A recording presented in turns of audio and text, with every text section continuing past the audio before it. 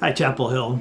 I had the privilege this morning of going and speaking at chapel at Teen Challenge, and I haven't been able to do that for a while. They haven't had guest speakers in for a while, and finally they were bringing guest speakers back in, and I got to do that. I got to go in and share with them for a little while. It was different. It was not the same as it usually was. They weren't all gathered in one room together. I had one group that lives together in that room, and everyone else was watching me on live stream. And so it was different, but it was great to be able to go down and encourage them again in the midst of the journey that they're on, a very difficult journey, but a journey where God's redemptive power is at work. And so I always love to see what's going on there and hear what's going on there. It's really encouraging, and it reminds me of what God is doing. And so I was sitting here at my desk this past week just trying to figure out what should I share with them this time?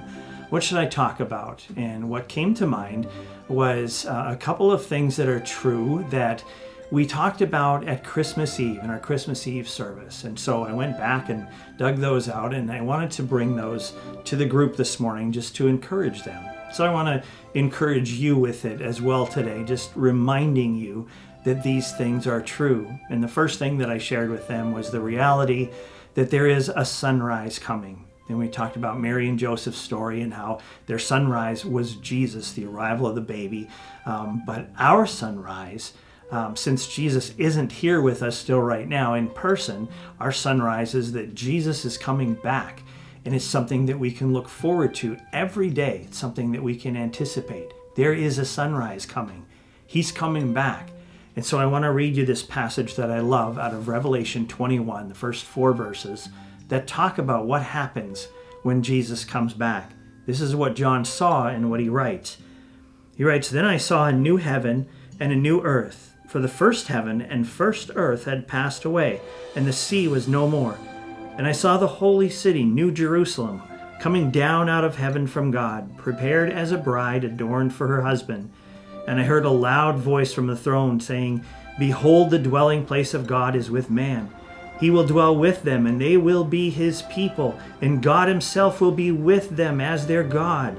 He will wipe away every tear from their eyes, and death shall be no more, neither shall there be mourning, nor crying, nor pain any more, for the former things have passed away.'" And so I was encouraging them with this truth, that there's a sunrise coming, that there is a new world coming when Jesus returns.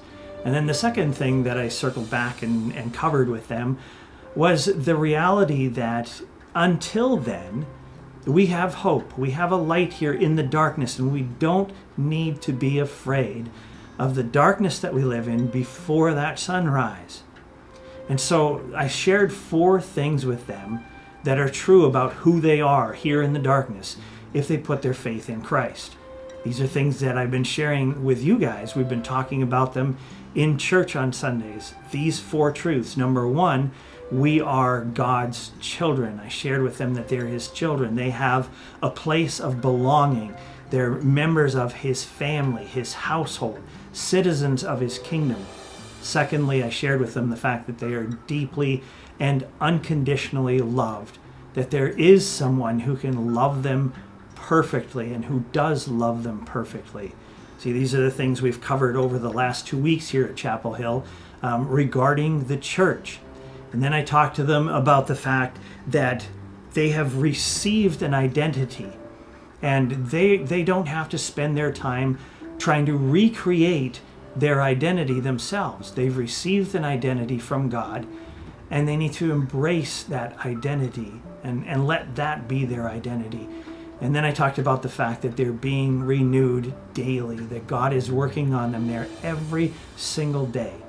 And that's true with us too. And so those last 2 points are the ones that we're going to look at this Sunday in church. We're going to look at what they mean to us as the church. And so join us on Sunday as we look again at what all this means to Chapel Hill Church. I'm looking forward to seeing you on Sunday at 10 o'clock online.